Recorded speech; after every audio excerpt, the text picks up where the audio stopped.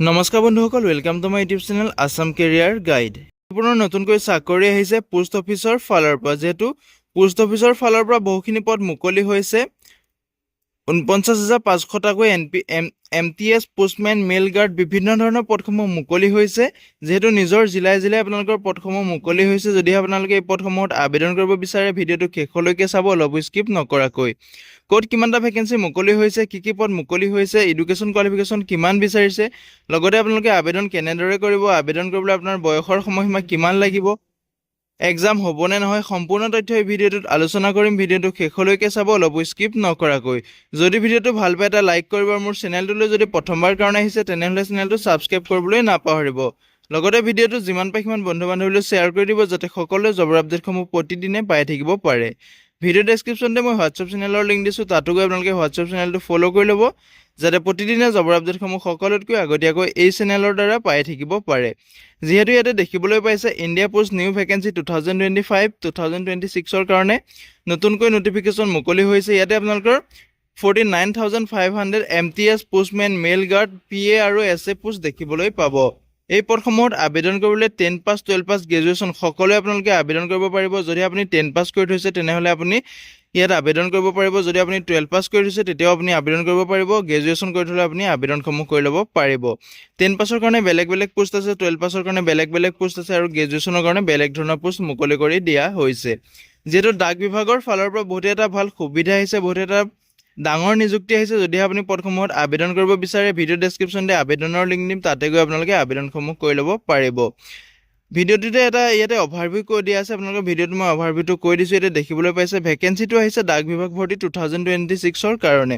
ইয়াতে অৰ্গেনাইজেশ্যনটোৰ নেম হৈছে Indian post, যিটো আপোনালোকৰ পোষ্ট অফিচৰ ফালৰ পৰা পদসমূহ মুকলি কৰি দিয়া হৈছে। ইয়াতে আপোনালোকৰ MTS মানে আপোনালোকৰ গ্ৰেড 4 গ্ৰেড 3 গ্ৰেড 4 লেভেলৰ পদসমূহ থাকিব। ইয়াতে আপোনালোকৰ যিটো পোষ্টমেন থাকিব, মেইল গাৰ্ড থাকিব, বিভিন্ন ধৰণৰ আপোনাৰ পদ দেখিবলৈ পাব, যিটো আপোনালোকৰ পোষ্ট অফিচৰ চাকৰি হয়। যিহেতু বহুত এটা ভাল সুবিধা আহিছে, আপোনালোকৰ নিজৰ জিলাই জিলাই চাকৰিসমূহ লাভ কৰিব পাৰিব। লগতে আপোনালোকে এই পদসমূহত আবেদন কৰিবলৈ 10 পাছ 12 পাছ গ্ৰেজুৱেশ্যন হ'লেও আপুনি আবেদন কৰিব পাৰিব। বহুত এটা ভাল সুবিধা আহিছে, সুযোগ আহিছে। যিহেতু টোটেল ভেকেঞ্চি ইয়াতে আপোনালোকে 49,500টা ভেকেঞ্চি দেখিবলৈ পাব। মানে আপোনালোকৰ ইয়াতে বহুখিনি পদ মুকলি হৈছে, বহুত এটা ডাঙৰ নিযুক্তি আহিছে ডাক বিভাগৰ ফালৰ পৰাই। এপ্লাই মোডটো আপোনালোকে অনলাইন মাধ্যমেৰে আবেদন কৰিব পাৰিব।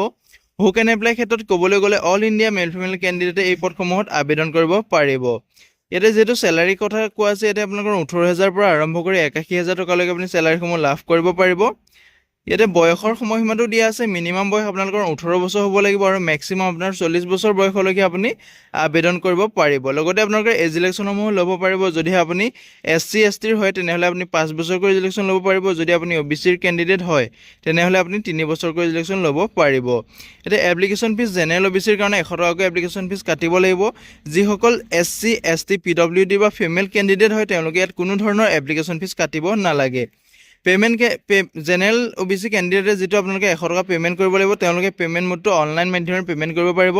Credit card, debit card, net banking যিকোনো মাধ্যমেৰে আপোনালোকে পে'মেণ্ট কৰিব পাৰিব। যদি আপোনালোকে পদসমূহত আবেদন কৰিব বিচাৰে ভিডিঅ' ডেছক্ৰিপশ্যনতে মই আবেদনৰ লিংক দিছোঁ, অফিচিয়েল নটিফিকেশ্যনৰ লিংক দিছোঁ, তাতে আপোনালোকে চেক আউট কৰি আবেদনসমূহ কৰি ল'ব পাৰিব।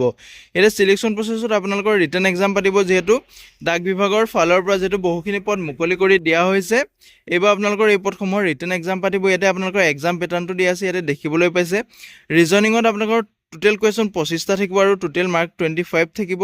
মেথমেটিক্সতো টোটেল কুৱেশ্যন 25টা থাকিব, নম্বৰ থাকিব 25 নম্বৰ। যিটো আপোনালোকৰ হিন্দী লেংগুৱেজত থাকিব 25টা কুৱেশ্যন 25 নম্বৰ, ইংলিছত থাকিব 25টা কুৱেশ্যন 25 নম্বৰ। টোটেল আপোনালোকৰ 100 নম্বৰ এক্সাম হ'ব, 100টা কুৱেশ্যন থাকিব, প্ৰতিটো কুৱেশ্যনত আপোনালোকৰ 1 নম্বৰকৈ থাকিব।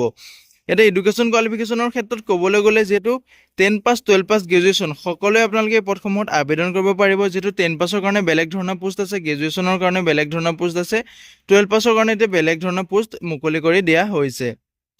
ইম্পৰ্টেণ্ট ডকুমেণ্টসমূহ হৈছে পাছপোৰ্ট চাইজ ফটোগ্ৰাফ লাগিব, ছিগনেচাৰ লাগিব, আধাৰ কাৰ্ড লাগিব, এডুকেশ্যন চাৰ্টিফিকেট লাগিব, কাষ্ট চাৰ্টিফিকেট লাগিব, লগতে আপোনালোকৰ বয়সৰ প্ৰমাণপত্ৰ লাগিব।